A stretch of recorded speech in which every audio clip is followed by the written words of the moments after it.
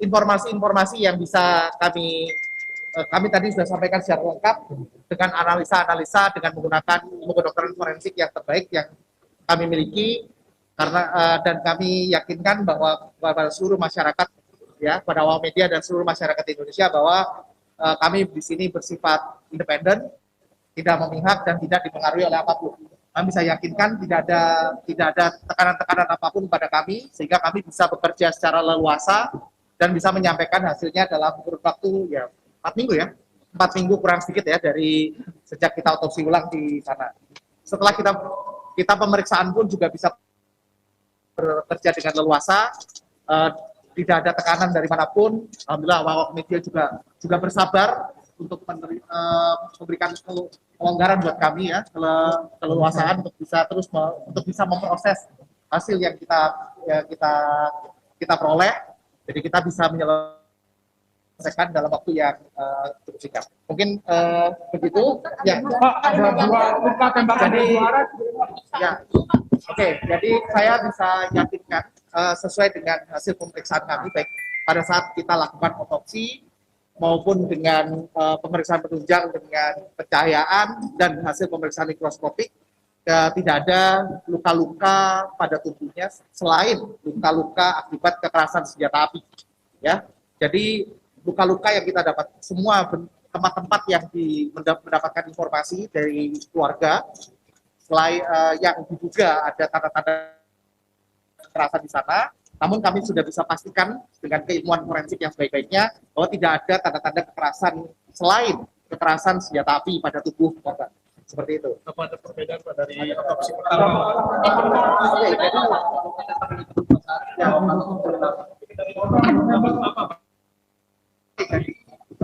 Kalau apakah ada perbedaan apa tidak, kami tentu nanti akan kita lihat bersama-sama ya pada saat kita perbandingkan di sidang pengadilan. Dari ahli yang pertama yang melakukan otopsi pertama, sekalipun juga kami yang melakukan otopsi ulang. Otopsi ulang ini tentunya ada plus minusnya pastinya ya. Tentu gambaran luka pun pasti akan lebih baik di otopsi yang pertama daripada otopsi kedua. Tapi dari kita bisa lihat bahwa otopsi yang kedua ini kami masih bersyukur banyak baik itu bantuan dari Allah Subhanahu Wa Taala, dari Tuhan Yang Maha Esa, serta dari tim yang kami siapkan, penasehat kami juga semua memberikan petunjuk bahwa gambaran luka-luka yang kita temukan pada tubuh masih cukup jelas. Setelah kita review lagi, baik dari tubuh, baik saat kita melakukan pemeriksaan, dari foto serta gambaran mikroskopik, kita masih bisa meyakini bahwa luka-luka itu adalah saya luka tembak yang ada di tubuh korban itu masih jelas sekali. Sehingga kalau dikatakan bagaimana apakah perbandingannya antara otopsi pertama dengan otopsi kedua, terus terang nanti kita sama-sama lihat di pengadilan pada saat kita hadir sebagai memberikan kesaksian, dan saya rasa dari Bareskrim juga bisa melihat memperkuat keyakinannya dari hasil otopsi ulang ini dengan otopsi yang pertama. Bagaimana nih, apakah ada perbedaan atau tidak? Yang jelas kami melihat bahwa pada otopsi kedua ini luka-luka yang ada itu jelas masih bisa kita identifikasi, baik itu sebagai luka tembak masuk maupun ada yang sebagai luka tembak keluar. Ada dua tembak. Kita melihat bukan arah tembakan, forensik tidak melihat arah tembakan, tetapi arah masuknya anak peluru. Arah masuknya anak peluru kita lihat ada 5 luka tembak masuk dan 4 luka tembak keluar, seperti itu. Nah, itu memang bisa kita jelaskan dari hasil pemeriksaan lain, termasuk hasil pemeriksaan kami, kita bisa jelaskan sekali bagaimana arah masuknya anak peluru itu ke dalam tubuh korban, serta bagaimana dia secara sesuai dengan lintasannya dia akan keluar dari tubuh korban. Kira-kira berapa penembak, Pak? Jadi kalau berapa penembak saya tidak bisa jawab. Kami bukan saksi mata, tapi memang dari luka-luka yang ada itu tadi ada 5 luka tembak masuk dan 4 luka tembak keluar. Gimana? Sesuai teman-teman udah pada tahu ya lokasi luka tembaknya di mana saja. Sudah di ini ada 2 luka yang fatal tentunya ya, ada 2 luka yang fatal di bagian mana, luka di daerah dada dan di kepala. Itu sangat fatal ya. kita jadi gini, kita semua berdasar apa yang didapatkan pada tubuh korban itu kita lihat yang jelas sudah dikembalikan pada tubuh korban, dan memang ada hal-hal yang harus dilakukan untuk mencegah adanya misalnya kebocoran atau apa, karena banyak luka-luka di tubuh korban, sehingga memang yang jelas tidak ada organ yang hilang dan semua dikembalikan ke tubuh jenazah. Seperti itu. Luka di ya itu jelas itu rikoset ya, jelas dan berdasarkan ada dari tubuh apa yang ada itu merupakan rikoset. Tidak ada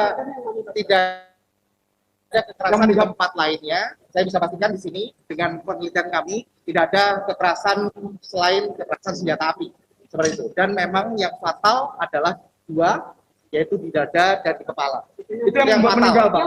Yang fatal, iya pasti bikin meninggal. Tidak ada kekerasan lain selain kekerasan senjata api. Apakah jaraknya dekat, Pak? Jarak tembakannya dekat? Kalau ya itu Jarak tembak. jadi kalau jarak luka yang ada di tangan itu memang ya tadi seperti kalian katakan itu adalah alur lintasan anak peluru ya. Jadi kita tidak luka bagaimana anak peluru itu masuk ke dalam tubuh dan kemudian keluar serta keluar dan mengenai organ tubuh lainnya termasuk di jarinya. Gitu. Ya? Dokter, arah tembakannya itu berbeda, Dok. Ada dua luka fatal di dada dan di kepala. Ya. Berapa jarak tembak yang? Kalau jarak tembak kami sudah tidak bisa melihat lagi ya, karena ciri-ciri luka yang kita temukan pada tubuh pada saat otopsi kedua itu memang sudah bentuknya sudah pasti jenazah sebelum pada saat otopsi pertama kan sudah dibersihkan dan segala macamnya. Dan jadi dan bentuk luka kelim lecet ataupun yang kita temukan pada luka tersebut juga sudah tidak bisa kita warnanya ataupun bentuknya sudah tidak sesuai lagi dengan yang asli.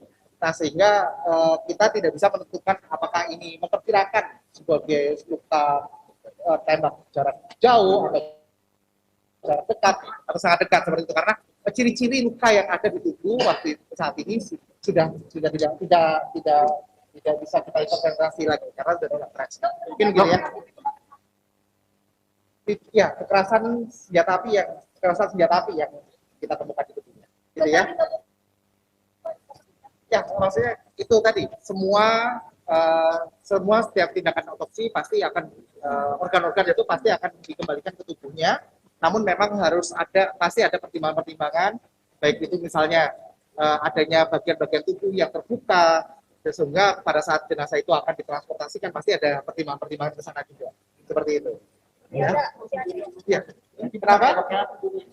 Jadi yang jelas dikembalikan ke tubuh, namun memang ya tadi ada yang dengan pertimbangan karena jenazah akan ditransportasikan sehingga harus dilakukan beberapa tindakan yang seperti tadi ditempatkan di tempat-tempat agar tidak mengalami ceceran dan segala macam. Dokter, dari tembakan di kepala dan dada itu apakah ketahuan, maksudnya sudah bisa diketahui tembakan mana yang pertama kali diterima oleh almarhum? Ya, yang jelas luka yang fatal itu. Jadi saat ini tentunya sekalipun ada informasi yang bisa kami bagi kepada masyarakat, namun ada informasi-informasi yang tentunya harus kami jaga karena itu bagian dari penyelidikan yang sedang terjadi. Namun kami bisa sampaikan ada 5 luka tembak masuk, 4 luka tembak keluar, dengan yang fatal adalah di dada dan kepala. Lubang-lubangnya sama dengan kalibernya sama tidak? Untuk kaliber atau ukuran itu kami udah nggak bisa tentukan. Pada saat kita lakukan otopsi kedua ini, otopsi ulang ini, bentuk lukanya itu sudah tidak asli lagi ya, tidak sama seperti aslinya. Adanya pembusukan ataupun adanya pemberian formalin, ya, pengawetan jenazah itu tentunya akan membuat bentuk luka itu mengalami perubahan. Jadi seperti itu. Jadi kita tidak bisa tentukan lagi tidak bisa seenak kalau kita otopsi pada jenazah yang fresh. Namanya otopsi ulang, jadi ada keterbatasan, namun ini yang terpasti dan kita bisa sampaikan kepada masyarakat dengan menggunakan keilmuan kita yang sebaik-baiknya dari forensik, bahwa memang luka-luka itu betul adalah kekerasan senjata api dan tidak ada luka-luka lain selain kekerasan senjata api. Gitu. Ya. Nah.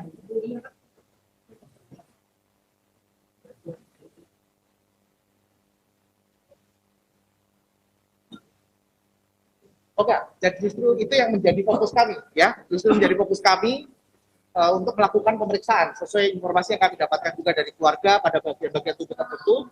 Itulah yang kita lihat dan memang sudah kita pastikan baik secara makroskopik dengan menggunakan pemeriksaan dengan cahaya forensik, ya, serta dengan mikroskopik bahwa itu kita pastikan tidak ada luka di sana, ya, gitu dong. Ya. Ya. Oh, mungkin itu nanti saya pasti akan lebih jelaskan lebih jauh di bidang pengadilan, ya. Tidak, tentunya 5 luka tembak masuk, bukan 5 kali tembakan. Ya, nah, kalau secara forensik kita tentukan berapa? 4, ya, berarti itu ada 4 keluar. Masih ada 1 yang bersarang. Ya. Yang bersarang di mana? Sesuai dengan apa namanya? Sesuai dengan trajektorinya dari arah alurnya itu kita bisa tentukan ada yang bersarang di dalam tubuh. Gitu. Di bagian Ya. mana? Tempat yang masuk berarti diperkirakan dekat dok jarak Ya. tembaknya di bagian mana? Kenapa? Yang bersarang di bagian mana? Yang bersarang dari di tulang belakang, ya, ada di dekat tulang belakang itu yang bersarang di situ. Jadi jika sampai keluar itu jarak tembaknya dekat dok. Saya tidak bisa, kita gini, dari pola luka, ciri-ciri luka yang kita lihat itu kita tidak bisa lagi tentukan ini luka tembak jarak jauh atau dekat atau sangat dekat karena gambarannya sudah sama, ya, tidak ada ciri-ciri seperti kelip api atau kelip atau sudah tidak ada lagi, sehingga kami juga sudah tidak bisa mengidentifikasi ini apakah jauh, dekat atau sangat dekat begitu, ya. Oke. Itu adalah yang jarinya itu adalah trajektori, ya, arah alur lintasan anak peluru. Jelas sekali keluar dan mengenai jarinya. Jadi itu memang alur lintasan. Jadi kalau bahasa awamnya mungkin tersambar, ya, seperti itu. Oke, ya. Ada 2, ya, di clicking sama jari manis. Nah, gitu. Kiri, ya. Kalau melindungi diri apa enggak saya nggak tahu, tapi memang sesuai analisa kami terkait arah lintasan anak peluru itu juga memang sesuai dengan arah lintasannya ketika keluar dari tubuh tersebut. Ya, oke? Oh, enggak ada buku dicabut, tidak ada sama sekali. Ya.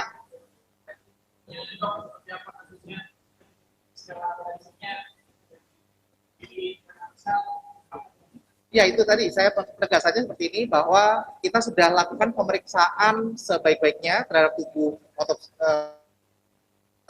Brigadir Yosua dengan keilmuan forensik sebaik-baiknya, dengan semua pemeriksaan yang kita miliki baik secara otopsi maupun pemeriksaan penunjang dengan pencahayaan hingga pemeriksaan mikroskopik.